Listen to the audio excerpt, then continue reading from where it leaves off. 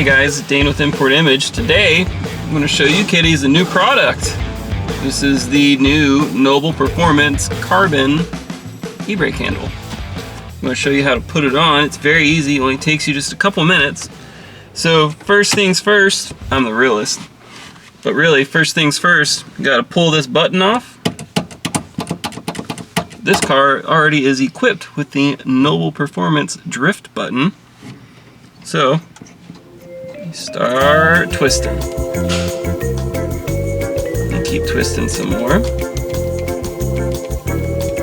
Keep twisting.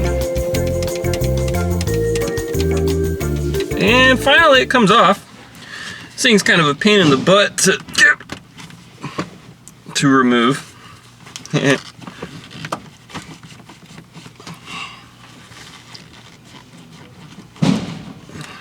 There we go. And it slides off. So, this will come with 3 little set screws in here. I would recommend to go ahead and put these in first, just because it makes it a little bit easier. So, you have these on. Don't, of course, tighten them just yet. Just get them in there. Slide it on. It will stop where it needs to. You also get this fancy little Allen wrench. Then you just snug them up. Do even amounts on both sides, well, all 3 sides. And you don't want to over tighten them because this is aluminum, and aluminum can strip very easily.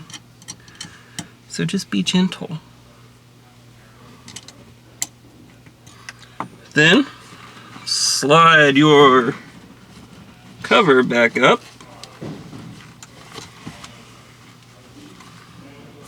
And then twist your e-brake button back on. It's like deja vu. Keep twisting.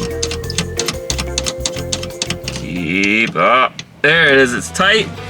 You have a cool looking interior piece. Get yours today, importimageracing.com.